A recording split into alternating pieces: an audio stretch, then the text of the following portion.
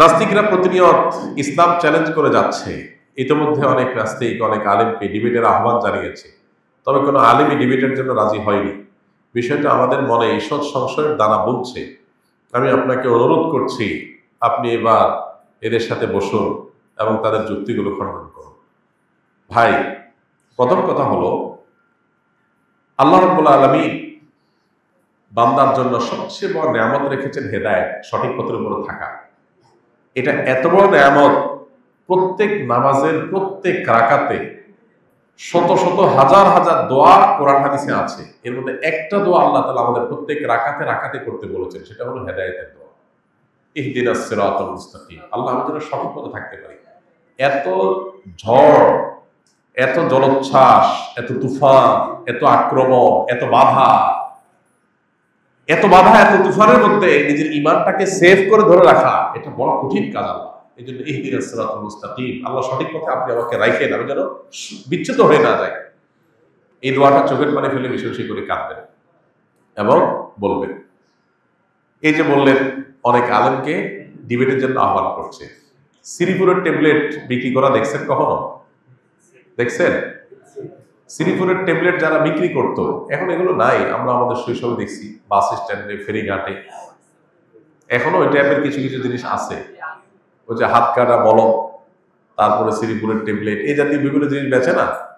এরা কিন্তু চ্যালেঞ্জ ছাড়া বিক্রি করে না। বিক্রি করে? এরা কিন্তু দেখবেন বেচার আগে অন্তত 10 বার করে বলবে সে, আমি চ্যালেঞ্জ দিয়ে যেতে চাই দাদা ভাই, 100 ভাগ গ্যারান্টি, বিফলে মূল্য ফেরত।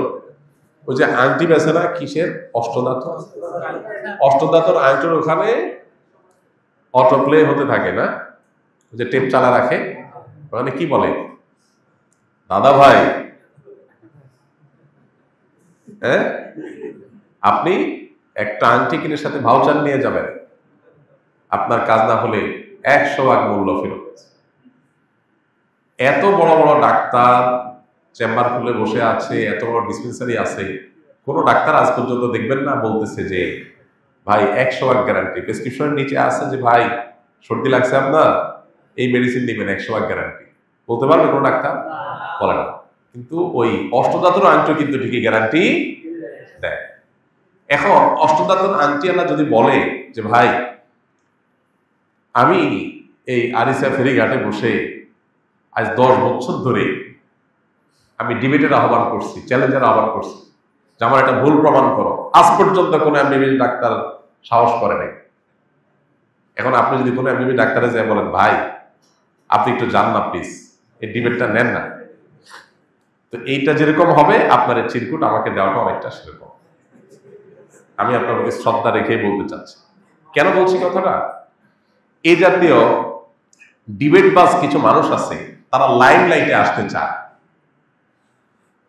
আপনারা অনেকে হয়তো জানবেন, যাদের দিনের প্রতি বুঝ নাই, এরা অনেকে বিদেশে অ্যাসাইলাম পাওয়ার জন্য নাস্তিক হয়। আমি চাক্ষুষ এরকম কিছু বিষয়ের আমি জানি। জাস্ট এখানে ইসলাম এবং মুসলমানদের বিরুদ্ধে উল্টাপাল্টা কথা বলার পরে মুসলমানরা রাগের চোটে ক্ষোভে ক্ষুব্ধ হয়ে তার বিরুদ্ধে কড়া কড়া কথা বলবে। এই কথাগুলোকে নিয়ে বিদেশি এমবাসির কাছে দেখাবে, দেখো আমি এই দেশে থাকলে আমার জানের নিরাপত্তা নাই, তোমরা আমাকে আশ্রয় দাও, এজাইলাম দাও। তখন সে এজাইলাম পায়, বিদেশে যায় থাকে। অনেকের এই ইসলামকে নিয়ে খোঁচাখুচি চুলকানির মূল রহস্য হলো এজাইলাম পাওয়া। আবার অনেকে, সবাই যেরকম সেটা বলছি না আমি, অনেকে বিশ্বাসগতভাবে সে এই পথে গেছে।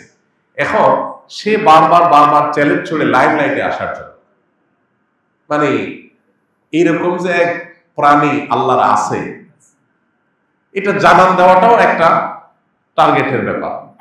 যত বেশি সে লাইম লাইটে আসতে পারবে তত বেশি তার মাকসাদ হাসিল হবে, সে সেটা চায়। আপনি তার মাকসাদটা পূরণ করতে বলতেছেন।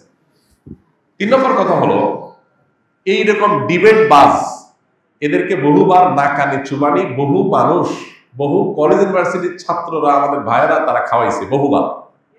কিন্তু লজ্জা শরম এদের নাই। লজ্জা শরম যদি থাকতো তো আবার দ্বিতীয়বার ডিবেট বলতো না। এদেরকে সকাল বিকাল নাকানি চুবানি খাওয়ায়া, বেইজ্জত করা, বহুবার এদেরকে বিদায় দিছে। এখন আপনি যদি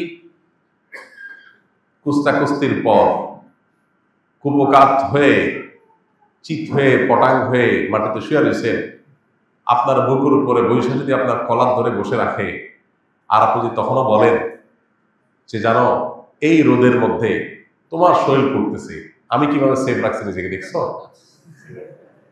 এই বাটপারে যেরকম এই নাস্তিকগুলো এই ডিবেট খেলাটাও সেরকম।